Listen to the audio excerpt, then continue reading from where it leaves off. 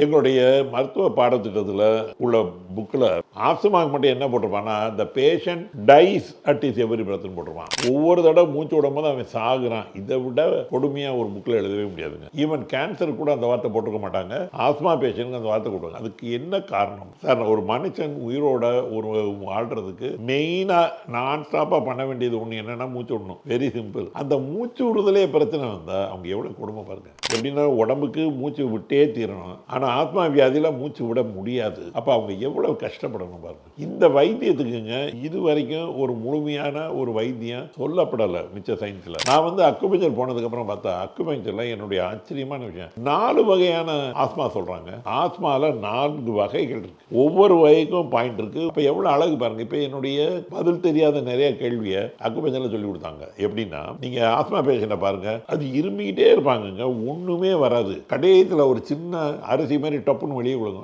Comfortable ஆயிடுவாங்க. சிலர் பார்த்தீங்கன்னா கோலம் வந்துகிட்டே இருக்கும், கையில் ஒரு ஜார் வச்சிருப்பாங்க, அதை துப்பிக்கிட்டே இருப்பாங்க. ஆத்மா ஒன்று இப்படி வரணும், இல்லை அப்படி வரணும். அப்போ இது எப்படி? இது ஒன்றுமே புரியாது எங்களுக்கு. ஆனால் அக்குபஞ்சர் வைத்தியம் ரொம்ப அழகாக சொல்கிறாங்க. ஹீட்டு இருந்தால் அது எல்லாமே அந்த உள்ள நீர்ப்பசம் எல்லாமே கட்டி ஆயிடும். அது போய் நடுவில் மூச்சு குழாயில் இருந்துக்கிட்ட எப்படி மூச்சு விட முடியும்? அப்போ இவன் மூச்சை வச்சு இருமி பார்த்தா அந்த கட்டி எப்போ வெளியே வந்து விழுகுதோ அதுதாங்க அரிசி மாதிரி உள்ளது. இப்பேற்பட்ட வைத்தியம் இல்லை நாங்கள் நினைச்சிட்டு இருக்க ஒன்றும் கூட அழகான வைத்தியம்னா டெய்லி அரை மணி நேரம் அக்குபஞ்சர் வைத்தியம் முறை. அது மாதிரி 15 நாள், அது மாதிரி 4 தடவை போட்டிங்கன்னாங்க கண்டிப்பாக இதனுடைய வேகமும் வீரியமும் வர்ற டைம் முற்று முடிய நல்லாயிரும்.